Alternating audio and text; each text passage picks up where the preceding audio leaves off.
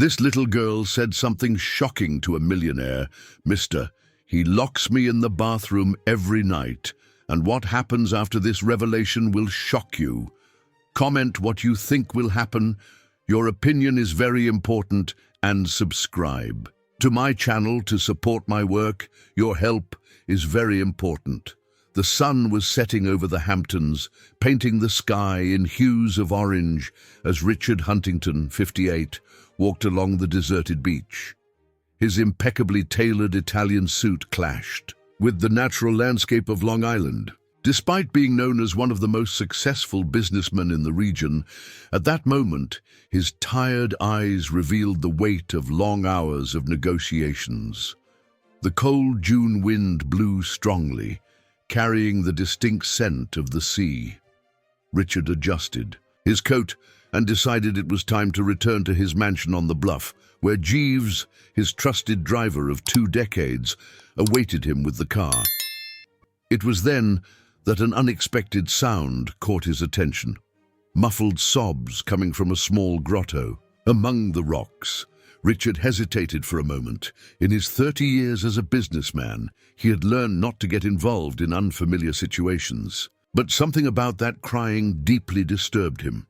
He cautiously approached the rocks, following the sound that grew clearer with each step. What he found broke his heart. A little girl, no more than 6 years old, was huddled against the wall of the grotto, hugging her knees. Her simple dress was stained with sand, and tears left trails on her smudged face. "Hello," Richard said gently, trying not to scare her. "Are you all right? Where are your parents?" The girl looked up with frightened eyes, and for a moment Richard thought she would run away. But then, in a move that caught him completely off guard, she grabbed the sleeve of his suit tightly. "Mister," her voice was broken by sobs, "he locks me in the bathroom every night." Richard felt a chill run down his spine. In all his years of life, he had never heard such disturbing words come from a child. "What's your name, sweetheart?" "Lily," she replied, still holding on to the expensive fabric as if her life depended on it. "Lily, who locks you in the bathroom?" "Uncle Jerry," she whispered, glancing nervously around. "He says it's to protect me from the boogeyman, but I'm so scared." Richard realized that he couldn't simply ignore that situation. He took off his coat and placed it over the girl's trembling shoulders. "I'm going to help you, Lily. Can you tell me where you live?" Between sobs, she provided an address in the poorer section of town, near the docks. Richard gently led her to where Jeeves was waiting with the car. "Jeeves, change of plans, we're going near the docks." The driver, accustomed to his boss's usual directness, immediately realized that something serious was happening. Through the rear-view mirror, he observed the girl huddled in the back seat, still wrapped in Richard's coat. During the drive, Lily gradually calmed down, although she still trembled from time to time. Richard tried to get her to talk more about her situation. "Does your mother know what's happening, Lily?" "Mommy went away to work," she replied, nervously playing with the hem of her dress. "Aunt Rose said she's in another state, cleaning houses. It's been 4 months." When they arrived at the address indicated, Richard felt his stomach sink. The house was small and poorly maintained, with peeling paint and a yard covered in tall weeds. A single weak light illuminated the entrance. Before he could knock on the door, it opened abruptly. A thin man with a worn appearance and restless eyes appeared in the doorway. "Lily, where were you? I've been looking everywhere." His eyes quickly scanned Richard from head to toe, assessing the expensive suit and imposing posture. "You must be Uncle Jerry." Richard kept his voice controlled, but his eyes revealed a hardness that made the other man take a step back. "We need to talk about how you've been taking care of your niece. I don't know what this girl's been making up, but—" "Can I take a look at the bathroom?" Richard interrupted, his voice leaving no room for refusal. Jerry paled visibly but moved away from the door, allowing Richard to enter. The businessman walked straight to the hallway, where he found exactly what he feared: a bathroom with a lock on the outside and, on the floor, a thin mattress and a folded blanket. For the love of God, man, how can you do this to a child?" Richard turned around, barely containing his indignation. "You don't understand." Jerry ran his hands through his disheveled hair. "It's to protect her. The boogeyman, he comes during the night. I see him. He wants to take Lily away like he took our parents." It was then that Richard realized that he wasn't just dealing with cruelty. There was something very wrong with that man's mind. His eyes had a feverish gleam, and his hands trembled as he gestured frantically. "I'm taking Lily with me tonight," Richard declared firmly, "and tomorrow morning my lawyer will contact you to resolve this situation legally."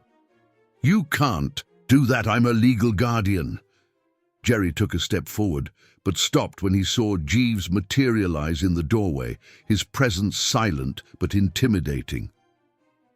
"I can and I will," Richard replied. "And I suggest you don't try to stop me, or the authorities will be involved immediately." Returning to the car, where Lily waited huddled, Richard was already dialing the number of Mr. Goldberg, his trusted lawyer. He needed an urgent protective order. "I'm going to take you to my house, Lily. There you'll meet Agnes, my housekeeper. She makes the best hot chocolate in the Hamptons." For the first time that night, a small smile appeared on the girl's face. But as the car drove away from Jerry's house, Richard couldn't imagine that impulsive decision to help a frightened child would trigger a series of events that would forever change not only Lily's life, but also his own, unearthing long-buried secrets and connecting destinies in ways that no one could have foreseen. The Huntington mansion stood imposingly on the bluff, its lights shining like a beacon in the Hamptons' night.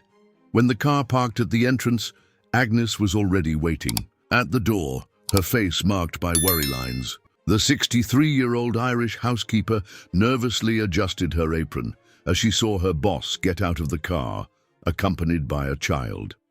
"Agnes," Richard called out, his voice softer than usual. "This is Lily. She's going to need our care for a while." Agnes observed the girl with experienced eyes. In her 40 years as the Huntington family housekeeper, she had developed a sixth sense for delicate situations. Lily was still wearing Richard's coat, which dragged on the floor due to its diminutive size. "Come with me, dear." Agnes extended her hand delicately. "I'm going to make some hot chocolate and something for you to eat. Then we can take a warm bath and find some clean clothes." Lily hesitated, looking at Richard for approval. When he nodded encouragingly, she followed Agnes into the house. The housekeeper led the girl to the spacious and welcoming kitchen, her private domain in the mansion. While Agnes busied herself with the hot chocolate, Richard retired to his office and made an urgent call. "Goldberg, I need you here first thing tomorrow. It's an emergency." He paused, listening to the response on the other side. "Yes, it has to do with a child. I need a protective order as soon as possible." In the kitchen, Agnes watched Lily sip the chocolate timidly. The girl had barely touched the bread and butter that had been served to her. "You don't need to be afraid here, child." Agnes spoke softly, sitting next to her.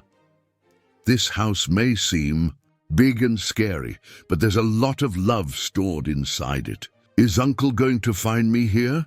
Lily asked, her voice almost a whisper. "No, dear. Mr. Huntington won't let anything bad happen to you." Later, after a warm bath and dressed in a nightgown borrowed from one of the staff, Lily was taken to one of the guest rooms on the second floor. It was a spacious room, with a bed too large for her small size, but Agnes had placed several colorful pillows to make it more welcoming. However, as soon as the lights went out, the nightmares began. Agnes, who had decided to sleep in the next room, was awakened by anguished cries. She ran to find Lily huddled in a corner of the room, trembling violently. "The boogeyman!" she sobbed. "He's going to get me if I sleep." Agnes spent the rest of the night sitting next to the bed, holding Lily's small hand while humming old Irish lullabies. In her heart, an old pain resurfaced, the memory of her own daughter, Eileen, who had passed away decades ago as a child. The next morning, Mr. Goldberg arrived early, as promised. He was a middle-aged man, with graying hair and gold-rimmed glasses. He found Richard in his office, his tired eyes betraying a sleepless night. "Tell me everything from the beginning," asked the lawyer, taking a notepad from his briefcase. Richard recounted the events of the previous night, including Jerry's disturbed state and the deplorable conditions in which Lily was living. When he mentioned the bathroom with the external lock, Mr. Goldberg shook his head in disapproval. "That's serious, Richard, very serious. But we need to proceed with caution. You can't simply keep a child in your home without any legal authorization. What do you suggest?" "First, we'll apply for an emergency protective order. Then we need to locate her mother. You said she's working in another state." "That's what the girl said. But something doesn't seem right about this story." While the men talked in the office, Agnes tried to get Lily to eat properly. The girl barely touched the food. Her eyes constantly turned to the windows and doors, as if expecting someone to appear at any moment. It was during breakfast that something peculiar happened. Lily suddenly stopped stirring her oatmeal and stared at the top of the staircase. "The lady in the picture is calling," she said with surprising clarity. Agnes felt a chill run down her spine. At the top of the stairs was the hallway that led to the third floor, where a room had been locked for 15 years. The old room of Mrs. Eleanor, Richard's wife, who had mysteriously disappeared. "What lady, dear?" "The pretty lady in the blue dress." She's sad. Agnes paled. There was no way Lily could know, but in the last portrait painted of Eleanor, she was wearing a navy blue dress. The day passed slowly. Mr. Goldberg left to arrange the necessary documents, while Richard tried to maintain his normal work routine, although his thoughts constantly returned to the unusual situation in which he found himself. In the afternoon, a social worker arrived to assess the case. Ms. Davis was a serious woman, about 40 years old, with a penetrating gaze that seemed to see through people.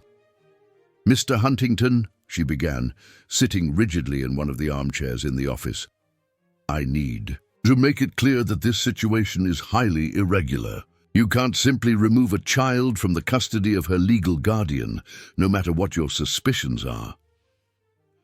"You didn't see the state I found that girl in," Richard replied, controlling his irritation. "Or the bathroom where she was locked up. I understand your concern, but there are procedures to be followed. We need to locate her mother immediately." At that moment, they were interrupted by urgent knocks on the door. It was Agnes, her normally calm face contorted in worry. "Mr. Huntington, the girl is gone." Panic took over the mansion. Employees were mobilized to search every room. Richard felt his heart pounding erratically as he went up and down stairs, calling for Lily. It was Agnes who finally found her 2 hours later. The girl was huddled in a corner of the back garden, hugging something that looked like an antique locket. "Where did you get this, dear?" Agnes asked gently, recognizing the jewel that had belonged to Mrs. Huntington.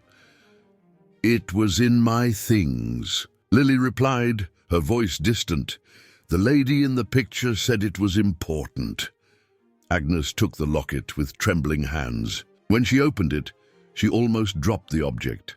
Inside was an old and faded photograph showing 2 young women. One of them was indisputably Eleanor. The other, to her complete shock, was practically identical to Lily's mother, whom she had only known through a recent photo on Jerry's cell phone. That night, after putting Lily to bed, Agnes decided that she needed to show her discovery to Richard. But before she could do so, an unexpected call changed everything. It was from St. Joseph's Hospital upstate. An unidentified patient who had been in a coma for 4 months had just awakened and the only thing she could say clearly was that she urgently needed to find someone in the Hamptons. The news from St. Joseph's Hospital fell like a bombshell. On the Huntington mansion, Richard spent the night awake, his mind a storm of thoughts. The possibility that the unidentified patient was Marcy, Lily's mother, consumed him, but there was also the mystery of the locket and the inexplicable photo of Eleanor. Too many coincidences to be ignored. The next morning, as coffee was served, on the veranda, Richard watched Lily playing in the garden. The girl seemed different, still scared, but there were glimpses of a normal child emerging little by little. Agnes had improvised some dolls with scraps of cloth, and Lily was talking to them in a low voice. "Did she say anything else about the lady in the picture?" Richard asked Agnes, who was serving coffee into his cup with experienced hands. "No, sir. But something strange is happening. Last night, after I put her to bed, she started humming a song in French." Richard almost dropped his cup. "In French?" "Yes, sir. The same song that Mrs. Huntington used to sing when she was in the sunroom." The businessman felt a chill run down his spine. It was impossible for Lily to know that song. La Vie en Rose was Eleanor's favorite, which she had learned during her years studying in Paris. Before they could continue the conversation, Mr. Goldberg arrived hastily, carrying a thick folder under his arm. "Richard, we need to talk," the lawyer said, his normally calm face showing concern. "Social worker Miss Davis is coming here, and she's not alone. Jerry has hired a lawyer." The news caught Richard by surprise. How did he get a lawyer so quickly? "Apparently, he has some resources we didn't imagine, and there's more. I got some information about his past. Jerry was diagnosed with schizophrenia years ago, but he abandoned treatment when his parents passed away." Richard ran his hands over his face, trying to process the information. "So when he was talking about the boogeyman, they were hallucinations." Mr. Goldberg completed, "He really believed he was protecting Lily." In the garden, oblivious to the tension that was building, Lily continued playing with her rag dolls. Agnes watched her attentively, noting how the girl occasionally looked towards the third floor of the mansion and smiled, as if she saw something or someone that no one else could see. The sound of cars parking at the entrance of the mansion announced the arrival of Miss Davis and her team. The social worker was accompanied by a man in a cheap suit and worn leather briefcase, Jerry's lawyer. But it was the third person who got out of the car that made Richard freeze. It was a lady of about 70 years, whom he immediately recognized as Mrs. Ziegler, the former housekeeper of the mansion before Agnes. "Mr. Huntington," Ms. Davis began formally, "we've come to discuss Lily's situation, and Mrs. Ziegler has some information that you need to hear." They were all led to the library, a spacious room with floor-to-ceiling bookshelves. Agnes tried to take Lily to play somewhere else, but the girl refused to leave Richard's lap, clinging to him as if her life depended on it. "So, Mrs. Ziegler," Ms. Davis began, "please tell Mr. Huntington what you discovered about Marcy." The former housekeeper adjusted herself in the leather armchair, her gaze alternating between Richard and Lily. "Marcy worked here, Mr. Huntington, 15 years ago, when Mrs. Huntington was still alive." The impact of that revelation was like a punch to Richard's gut. His hands began to tremble slightly, and Lily, noticing his agitation, hugged him tighter. "Impossible," he murmured. "I would remember." "You were always traveling at that time," Mrs. Ziegler continued. "Marcy was one of the maids. She and Mrs. Huntington became close, very close." Richard closed his eyes, fragments of memories beginning to fall into place. The long afternoons that Eleanor spent in the sunroom, the whispered conversations that ceased when he entered a room, the knowing smiles between his wife and someone he never really got to know. On the day that Mrs. Huntington disappeared, Mrs. Ziegler continued, her voice trembling slightly, "Marcy also left the mansion. We never heard from her again, until now." Jerry's lawyer cleared his throat. drawing everyone's attention. "My client is willing to relinquish temporary custody of Lily, but with one condition. He wants you to finance his psychiatric treatment." "That's blackmail," Mr. Goldberg protested, but Richard silenced him with a gesture. "I accept," he said simply, "but I want to know everything he knows about the connection between Marcy and my wife." At that moment, Lily let out a small cry and pointed to the library window. Everyone turned, but there was nothing but the cloudy Hampton sky. "The lady in the picture is crying," said the girl, her voice strangely clear. "She wants you to open the room, Uncle Richard. There are letters there." The silence that followed was deafening. Richard felt his heart race. The room on the third floor had remained locked since Eleanor's disappearance. It was his last link to his wife, a sanctuary he refused to disturb. "How can she know about the letters?"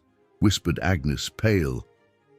"No one has ever entered that room after Mrs. Huntington."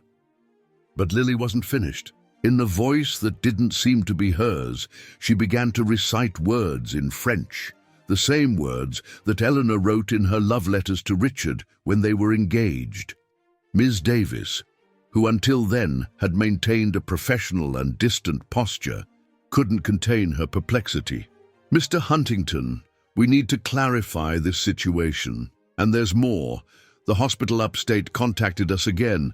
The patient has begun to recover her memory but is very agitated. She keeps insisting that she needs to deliver something important to someone in the Hamptons." Richard stood up abruptly, still with Lily in his arms. "We're going to the room," he declared. "Now!"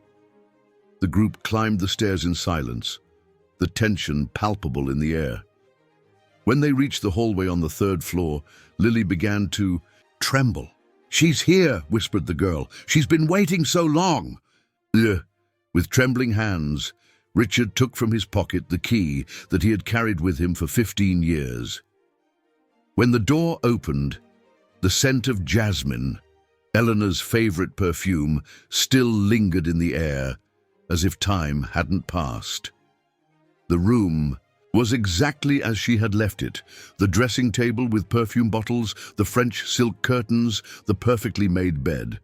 But it was the desk that caught everyone's attention.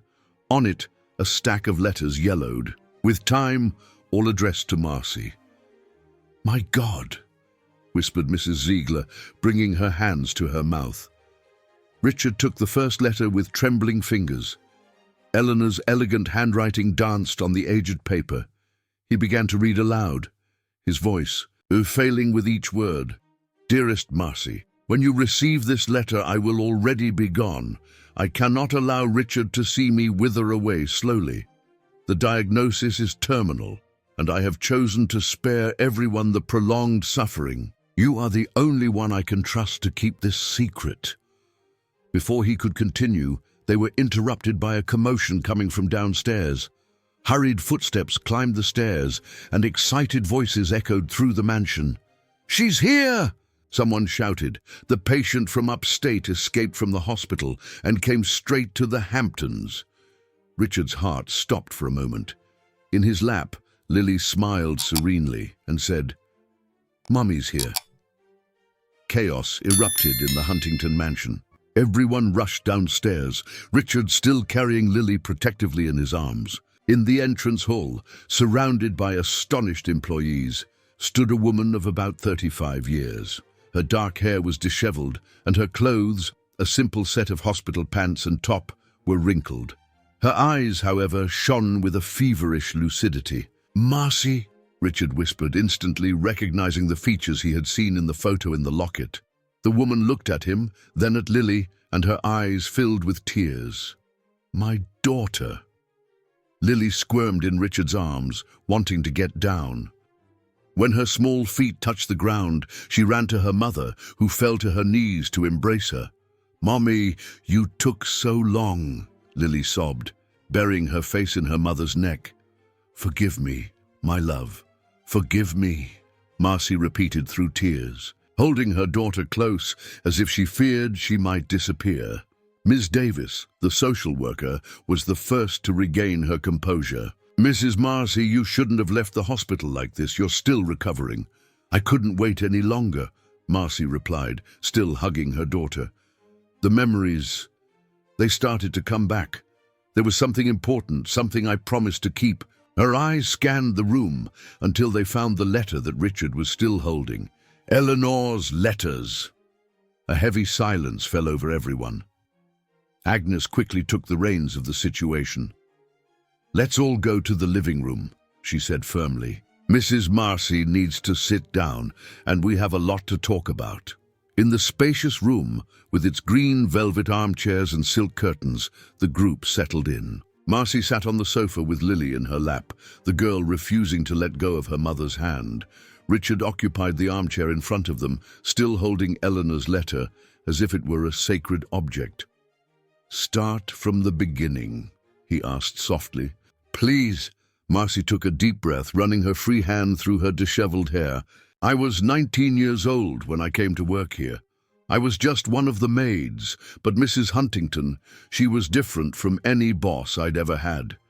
She treated me like a person, not like a servant." Mrs. Ziegler, the former housekeeper, nodded. In agreement. "Mrs. Huntington was always like that. She had a heart of gold. She started teaching me French on my days off," continued Marcy, a sad smile playing on her lips. "She said I was too smart to spend my life just making beds, but then..." Her voice failed. "Then she discovered her illness," Richard completed, his voice hoarse with emotion. "Yes, it was a rare type of degenerative disease. The doctors said she had few months, but Mrs. Huntington, she didn't want you to see her wither away little by little. She said she preferred to leave while she was still strong, leaving only good memories." Silent tears streamed down Richard's face. 15 years of doubts, of sleepless nights imagining why his wife had left without a word, began to make sense. "She planned everything," Marcy continued. "She made me promise to keep her secret. She gave me this locket as payment and made me swear I would never return to the Hamptons." She touched the locket that now rested on the coffee table. But there was more. At that moment, they were interrupted by the abrupt arrival of Jerry, who entered the room accompanied by his lawyer. His face was more serene than the last time. Richard had seen him, probably the effect of proper medication. "Marcy," he said softly when he saw Marcy. "You're alive." Marcy stood up, still holding Lily. "Jerry, forgive me, I should have given you news, but after the accident..." "What accident?" asked Miss Davis, her notepad prepared. "I was returning to the Hamptons," Marcy explained. "After all these years, I couldn't keep the secret anymore. The letters that Mrs. Huntington sent me every year. Letters." Richard leaned forward, shocked. "She kept writing." "From the Azores," Marcy confirmed. "That's where she had gone. She found a quiet place where she could spend her last days in peace. But she never stopped loving you, Mr. Huntington. Each letter was full of memories, of regret for having left that way." Agnes, who had discreetly left, returned with a tray of tea. Her hands trembled slightly as she served the cups. "Why did you decide to come back now, after so long?" asked Mr. Goldberg, Richard's lawyer. Marcy lowered her eyes to Lily, who had fallen asleep in her lap, exhausted by the emotion. "The last letter arrived 6 months ago. It was different from the others. Mrs. Huntington knew that her time was really running out this time. She wanted me to bring all the letters to you, Mr. Huntington. She said you deserved to know the whole truth." "But you had the accident on the way," Miss Davis completed. "Yes, the bus overturned on the road. I lost my documents, my purse with the letters. I woke up in the hospital without remembering almost anything. I only knew that I needed to get to the Hamptons, that I had something important to do here." Jerry, who had been quiet until then, stepped forward. "When you didn't come back, I panicked. The voices in my head got stronger, saying that something bad had happened. When Lily started talking about seeing people who didn't exist, shuddered. I thought she was having the same visions as me. I wanted to protect her the way I knew how. But Lily really saw something, said Agnes softly. Or someone. All eyes turned to the sleeping girl. Her little fingers still clutched the locket. She was born on the same day, said Marcy in a low voice. On the same day that I received the news that Mrs. Huntington had passed away in the Azores. I never understood why my daughter always spoke in French during her sleep, or how she knew details of the mansion that I had never told. A collective shiver ran through the room. Richard stood up and walked to the window, observing the garden where he had so often seen Eleanor strolling on summer afternoons. The original letters were lost in the accident, he said, his voice laden with emotion. But she left others here in the room. I think I always knew deep down that one day the truth would come to light. And Miss Davis cleared her throat, bringing everyone back to the practical reality of the situation. We still have legal issues to resolve. The custody of Lily, the situation of Mr. Jerry. I'll take care of everything, declared Richard, turning to face the group. Jerry's treatment, a place for Marcy and Lily to live, everything that's necessary. Why? Asked Marcy, surprised. After all the suffering I caused by keeping this secret. Because that's what Eleanor would want me to do, he replied simply. And because your daughter brought life back to this house, brought back memories that I thought I had lost forever. At that moment, as if responding to his words, a gentle breeze entered through the window, carrying the unmistakable scent of jasmine. Lily opened her eyes sleepily. The lady in the picture is smiling now, she murmured, before falling back to sleep in her mother's arms. But the newfound peace would be brief. The next morning, a disturbing discovery in Eleanor's room would make everyone realize that there were still secrets to be revealed, secrets that could change everything they thought they knew about that story. The dawn in the Hamptons brought with it a dense fog that covered the Huntington mansion like a white cloak. Agnes, who had barely slept during the night, found Marcy already awake in the kitchen, making coffee while Lily was still sleeping in the makeshift room. Old habits, smiled Marcy timidly, noticing the housekeeper's surprised look. 15 years have passed, but I still remember where everything is in this kitchen. Agnes sat down at the table, observing the former maid with curiosity. Mrs. Marcy, there's something you haven't told us yet, is there? About Mrs. Huntington's letters. Before Marcy could answer, they were interrupted by hurried footsteps. It was Richard, still in his navy blue silk robe, his face pale and disturbed. You need to see this, he said, his voice trembling slightly. In her room. Climbing the stairs to the third floor, they found Mr. Goldberg already waiting at the door of Eleanor's room. The lawyer was holding a yellowed envelope, newly discovered, behind the large mirror of the dressing table.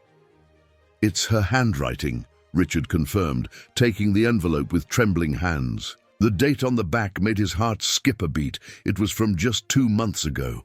Impossible, whispered Marcy. The last letter I received said she was... Read it, Mr. Goldberg interrupted gently, handing Richard his reading glasses.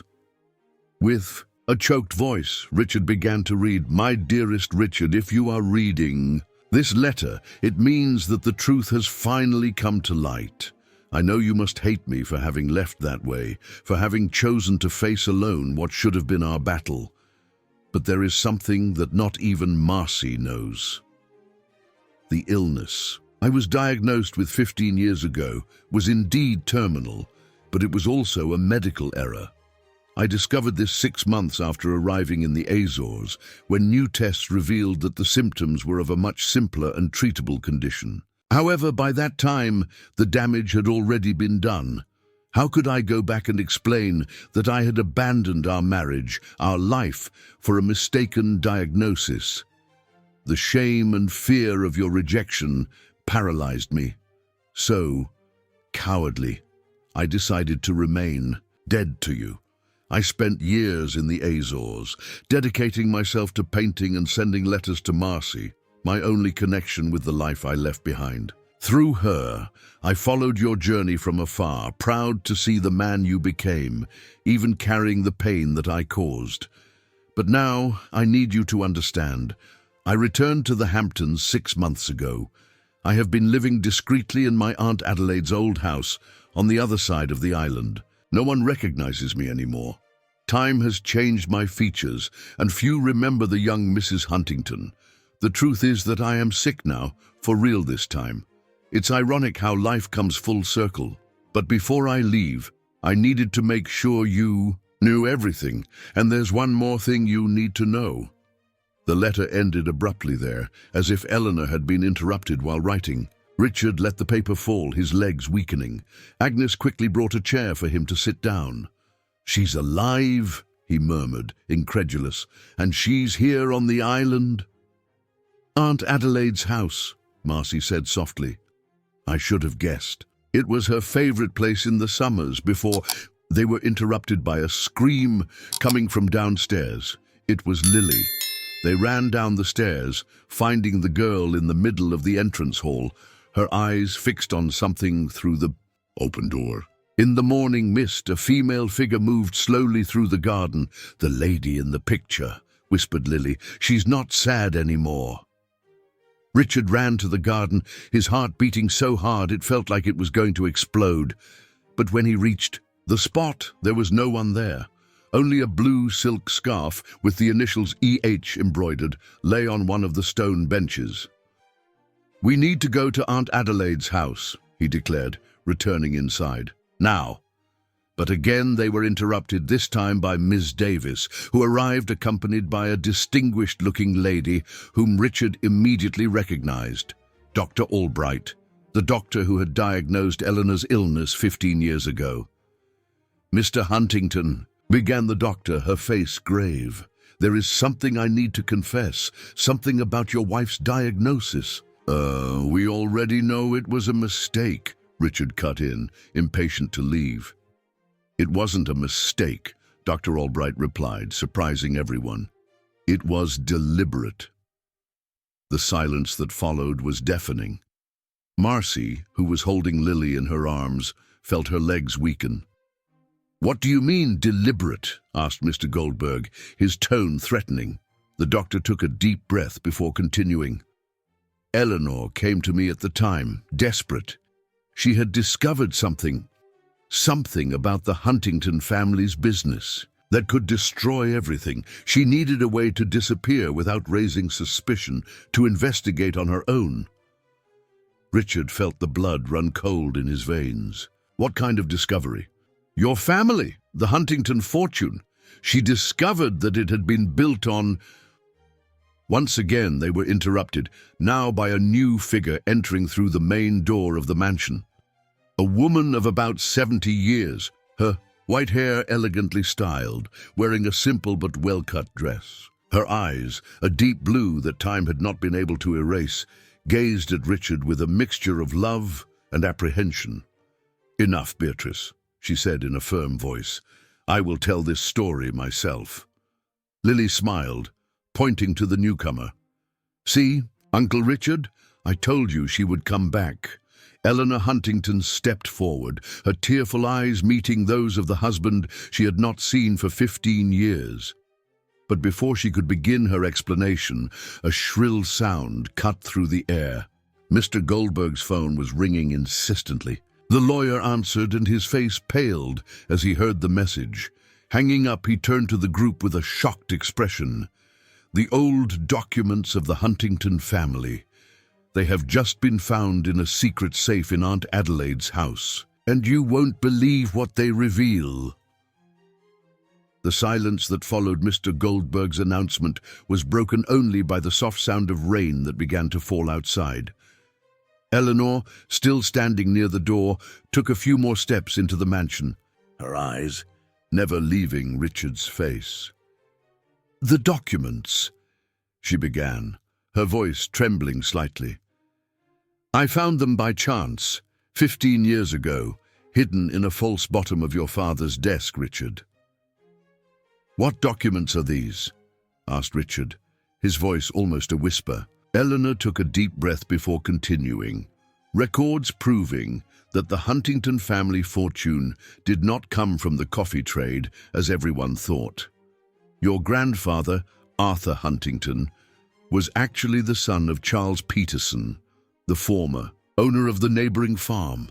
"Impossible," murmured Richard, staggering until he found support in a nearby armchair. "Charles Peterson had a daughter, Elizabeth," Eleanor continued. "She and Arthur fell in love, but her father did not approve of the relationship. When Elizabeth became pregnant, Charles sent her to a convent in Europe, where she had the baby, in secret." Lily, who was watching everything with attentive eyes in Marcy's arms, pointed to a portrait on the wall. The sad lady in the blue dress knew everything. "Yes, dear," Eleanor smiled gently at the girl. "I discovered that Elizabeth never returned from Europe. But before leaving, she left instructions for her son, Arthur, to receive a significant inheritance when he turned 21. The problem was that Charles, consumed by guilt and shame, altered the documents. He registered Arthur as the son of one of his employees, the Huntingtons, and manipulated the inheritance records. Dr. Albright, who had remained silent until then, stepped forward. When Eleanor discovered this, she was desperate. She knew that the revelation would destroy not only the family's reputation, but also jeopardize the entire financial empire built on a lie. "That's why you came to me," continued the doctor, looking at Eleanor.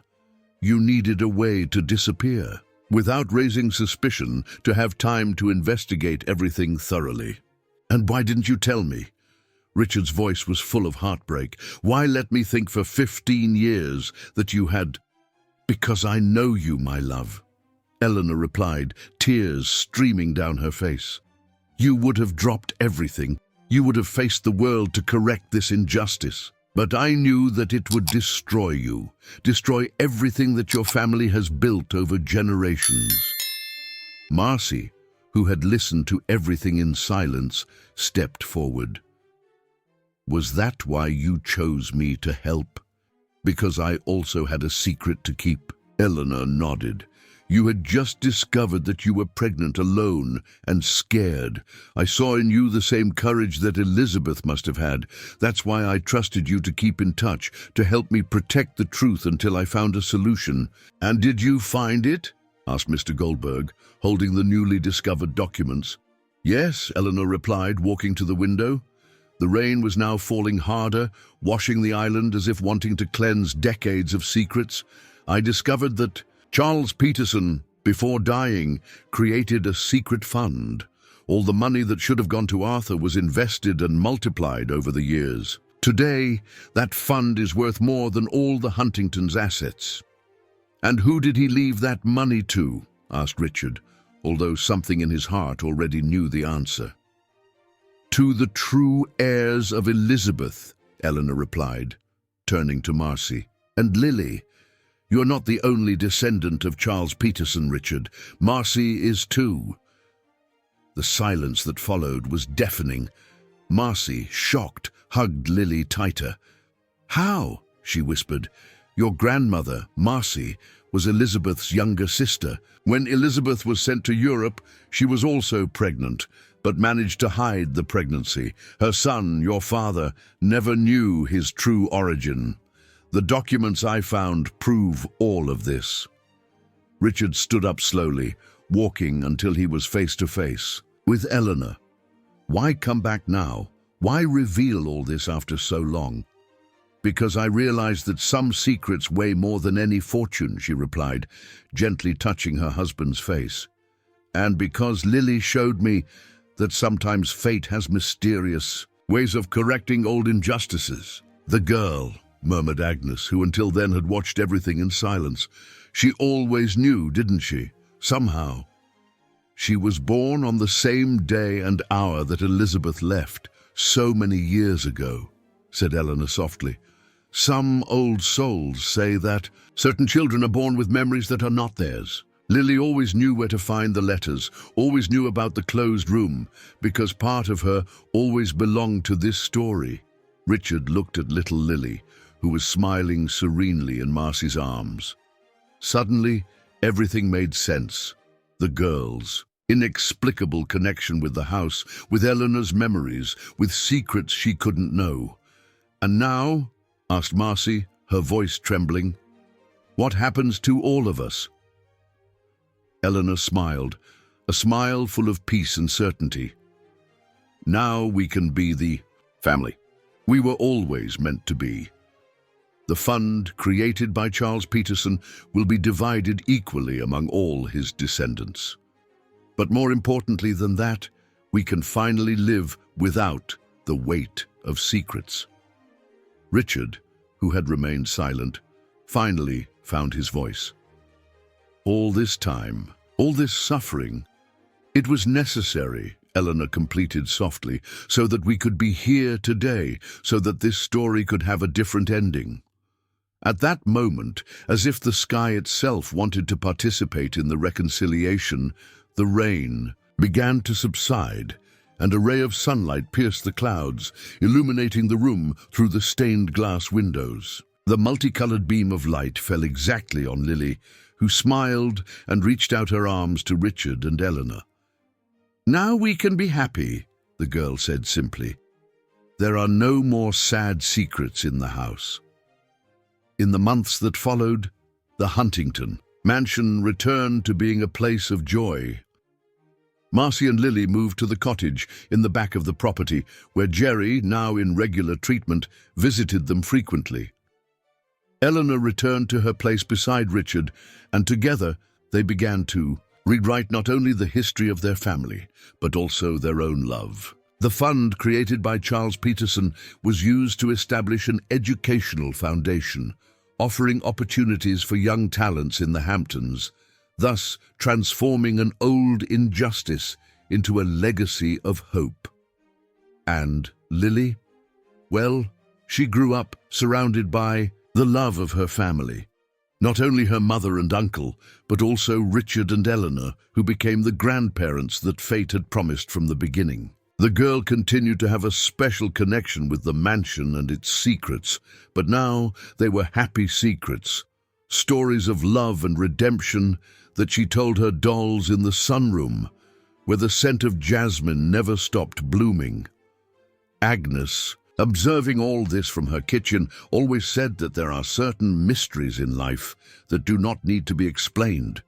They only need to be accepted with the heart. And maybe she was right, because in the end, it was not the documents or the fortunes that healed the wounds of the past, but the love of a little girl who, somehow, always knew how to put together the broken pieces of a story that began long before she was born. And so, on summer afternoons in the Hamptons, when the sun sets painting the sky orange, it is still possible to see Eleanor and Richard walking hand in hand through the garden, while Lily plays nearby, sometimes stopping to smile at something, or someone, that only she can see. And in those moments, everyone knows that some mysteries are, in fact, blessings in disguise, waiting for the right moment to reveal their true nature.